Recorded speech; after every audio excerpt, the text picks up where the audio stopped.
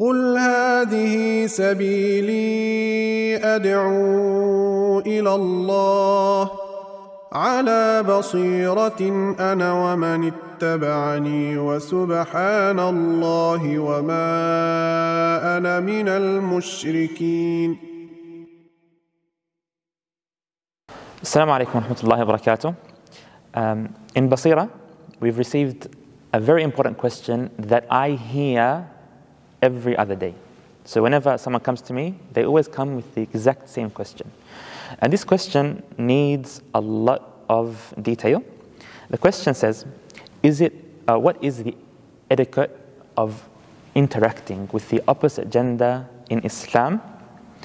And is there anything we need to be aware of? And is there any examples from the Sahaba or from the Sunnah of Rasulullah ﷺ regarding interacting with the opposite gender?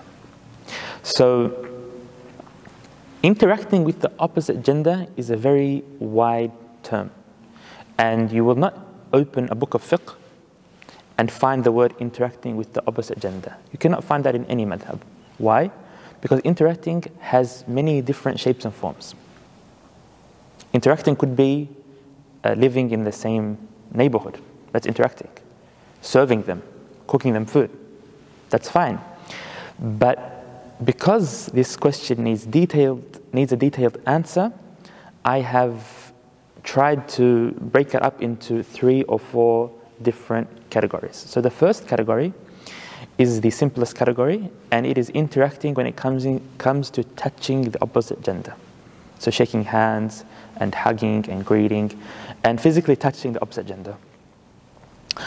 All 4 schools of thought, Imam Abu Hanifa, the Hanafi madhab, and the Maliki madhab, the Shafi'i madhab, and the Hanbali madhab, say that it is not permissible to physically touch the skin of the opposite gender without a necessity.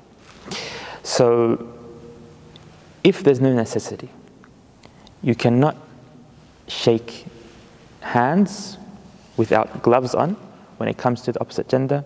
You cannot kiss them on the cheeks or do anything like that. If you have gloves on and there's a barrier, Imam Shafi'i rahimahullah ta'ala does allow shaking hands to be done, although it is disliked and it's better not to do that out of respect. And this is the etiquette of Islam. It has nothing to do with looking down upon the opposite gender, but this is generally the rulings that I mentioned in the fiqh of Islam. Abu Hanifa rahimahullah also allows shaking hands of the opposite gender when people are at a very old age in life and there is no source of temptation that is to be feared or anything like that. The next thing that I want to talk about is looking at the opposite gender. So what can you see from the opposite gender? And we're not talking about the mahram, someone who is related, but we're talking about someone who is not related to you. What can you see from the opposite gender?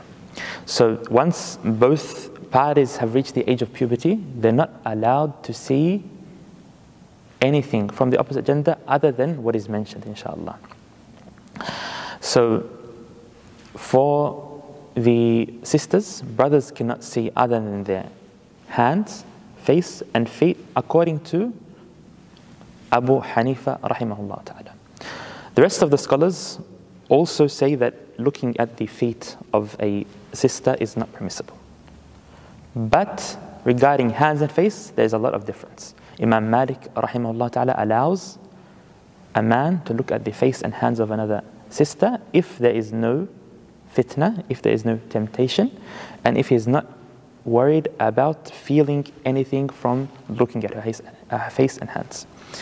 Once someone fears that his looking is going to bring him any temptation, then he cannot look anymore. Imam Abu Hanifa, in his madhab, there is also this opinion that Imam Malik mentioned, and then some of the Hanafis put other conditions onto looking at the hands and face. But generally, the Maliki and the Hanafi madhab allow looking at hands and face. In the Shafi'i madhab, we also have two opinions. The famous opinion is that you are not allowed to look at the other gender without need. Only when you need to look at the other gender you can. And the other opinion is that you can, as long as there's no temptation. Wallahu a'lam. Now, when it comes to physically touching the opposite gender or looking at the opposite gender, these are two things that we face in everyday life. But there's other things that also can be included in the question, like mixing and being in the same room or the same gathering. Generally, the scholars mention that if you were to be in the same room with the opposite gender, there should be other people in the room. There should be other people in the room. So if it's a small closed-off space and people would think bad of the two genders sitting together, then there must be other people in the room to change that ruling and make it a gathering that is not doubtful or not weird in the way it looks. Now, what about talking to the opposite gender? Talking to the opposite gender is also a matter that has detailed differences in fiqh, but generally, the majority of scholars say that it's better to only talk when you need to talk and not just to chat for no reason, because that could lead to haram.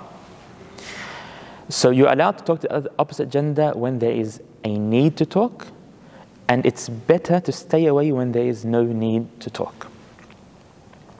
Generally, if you notice what we have mentioned in every one of these categories, you'll find that the general ruling, according to the majority of scholars, is that you need to stay away from anything that can potentially lead to temptation, that can potentially lead to something haram.